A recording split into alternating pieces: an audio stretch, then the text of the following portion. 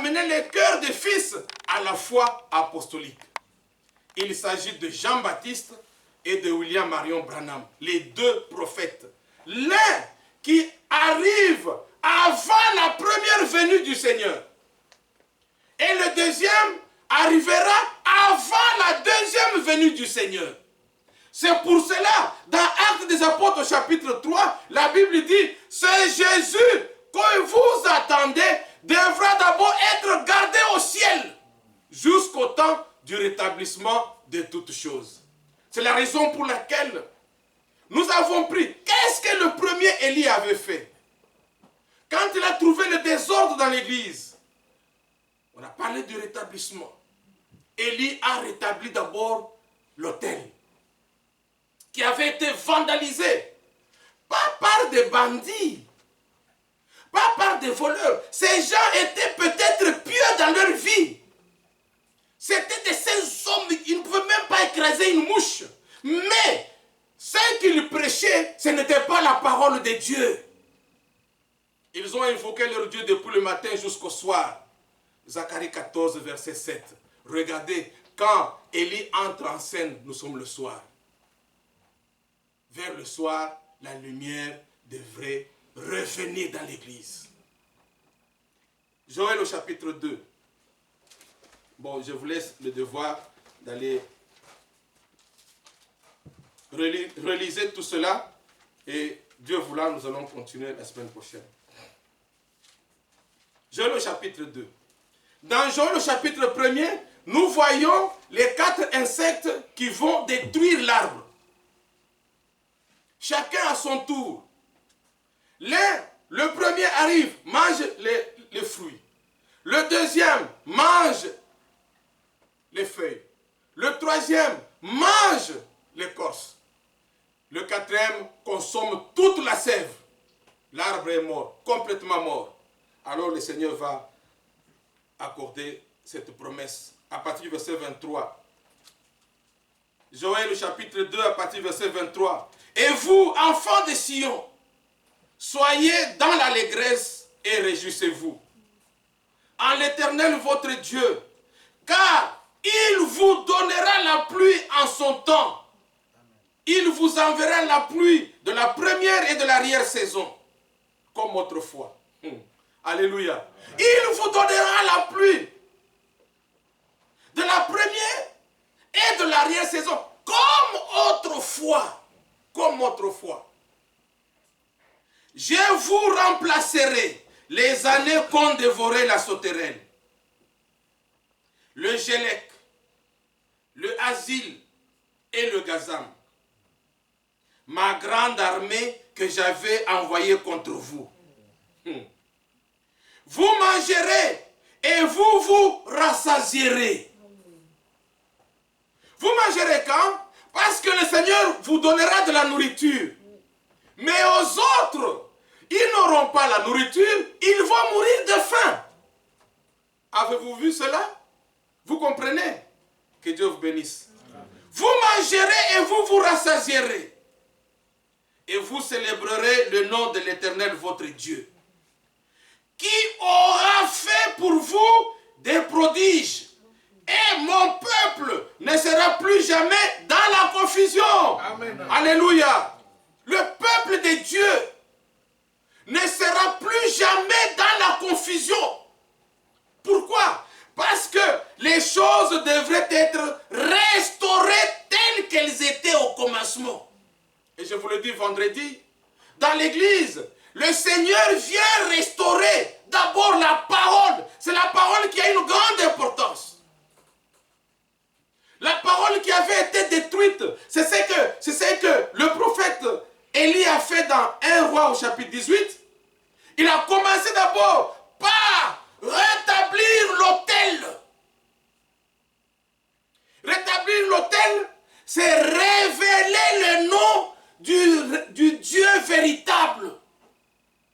L'autel a été rétabli dans notre génération. Moi et vous, nous connaissons le nom du Dieu véritable aujourd'hui.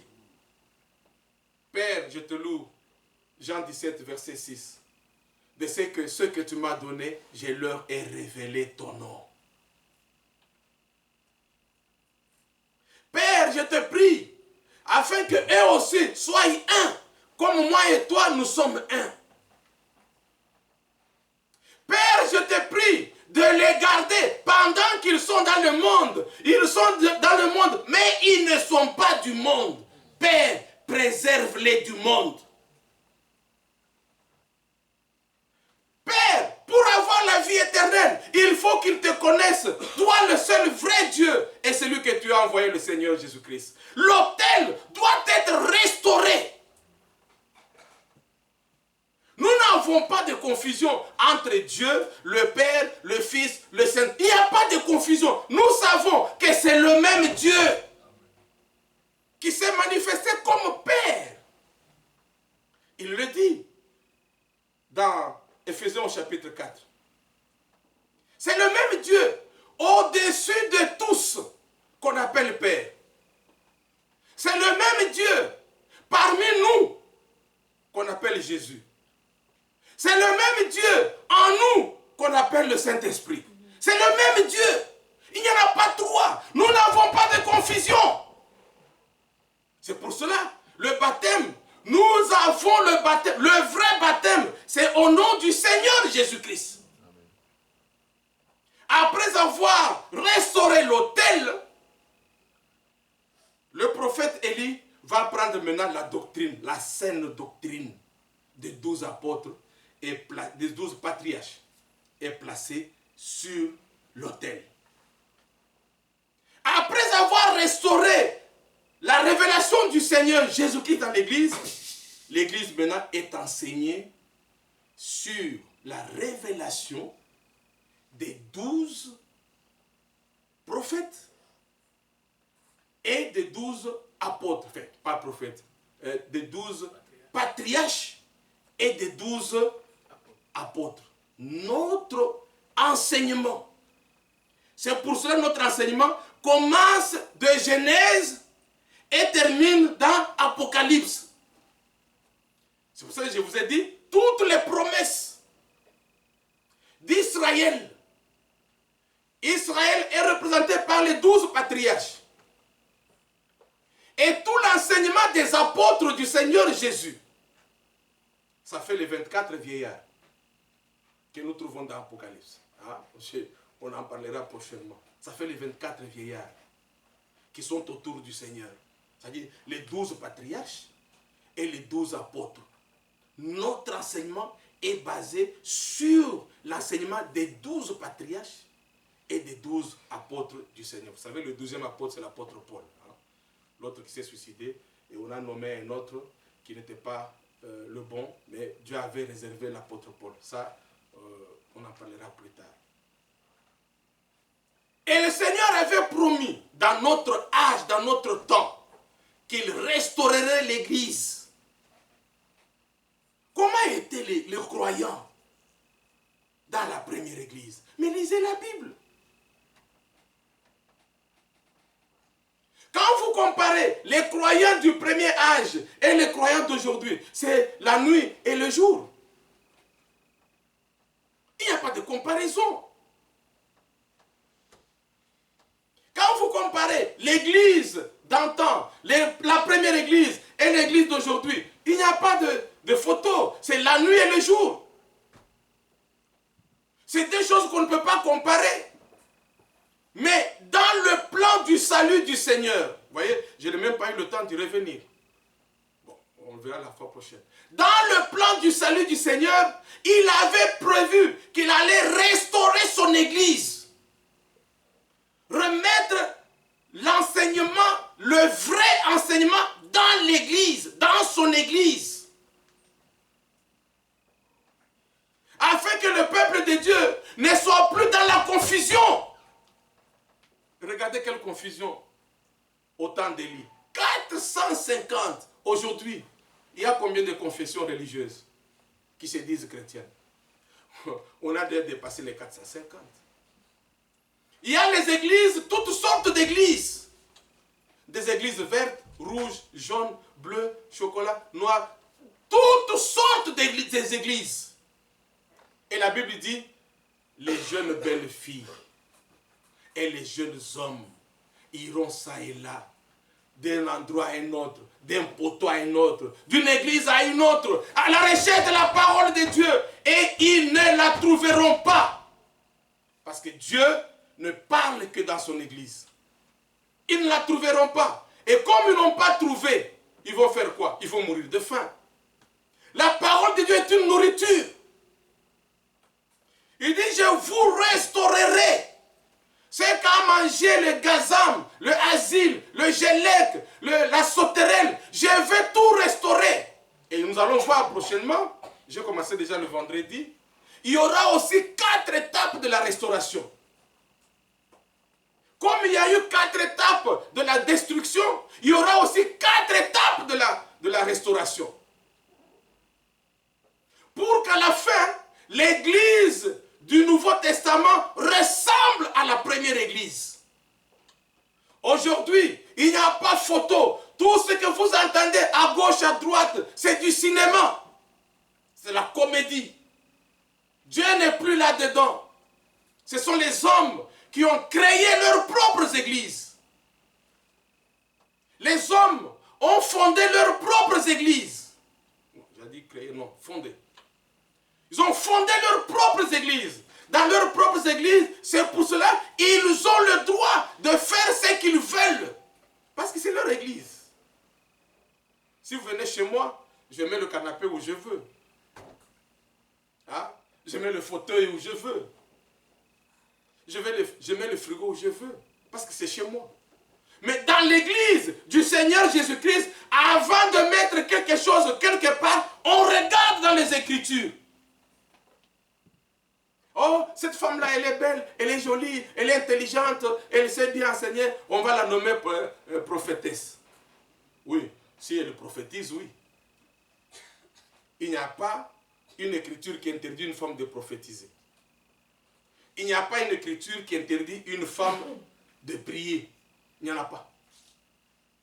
Il n'y a pas une écriture qui interdit à une femme de lire la Bible avec ses enfants à la maison. Il n'y en a pas. Mais venir dans l'église du Seigneur Jésus-Christ, élever une femme et dire qu'elle est prophétesse, qu'elle est doctoresse, qu'elle est évangélistesse, qu'elle est pastoresse, qu'elle est doctoresse. Non, non, non, ce n'est pas dans la Bible. Si vous trouvez les gens qui font ça, c'est leurs églises. Ils ont le droit de faire ce qu'ils veulent.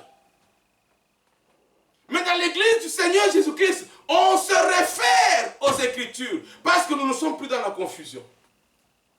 Vous savez, la confusion aujourd'hui, elle est même naturelle. Vous voyez quelqu'un s'approcher sur la route là. Vous regardez, est-ce que c'est un homme ou c'est une femme? On ne sait pas. Il faut mettre des loupes. Quand vous mettez, vous dites non, c'est un homme. Parce que je vois, il n'a pas de cheveux. Bon, les hommes généralement, ils coupent les cheveux. Et quand la personne s'approche, vous voyez la poitrine bombée. Non, non. C'est une femme. Parce que je vois, il y a les seins. Et quand la personne arrive à votre niveau, vous voyez des muscles. Vous dites, mais tiens, il a des biceps. Une femme avec des biceps. Ah, au temps de Jésus, il n'y en avait pas de femmes comme ça. Ça, c'est aujourd'hui. Vous voyez? Donc, c'est bizarre. Même dans la nature, confusion sur confusion. On a des frères chauves-souris.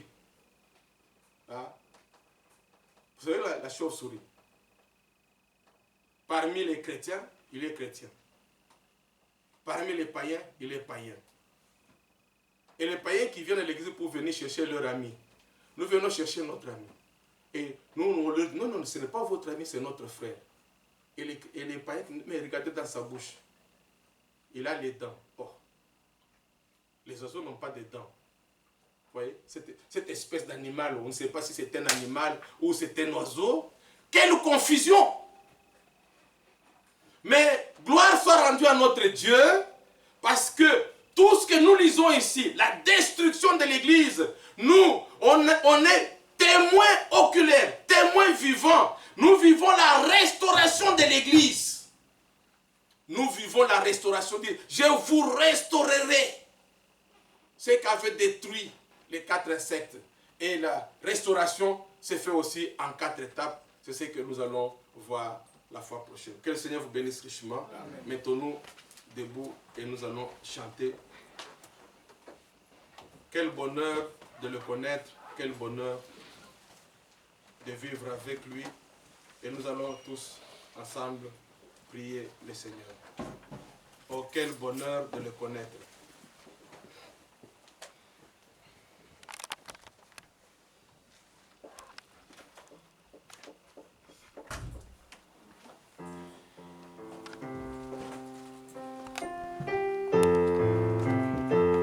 Page 67.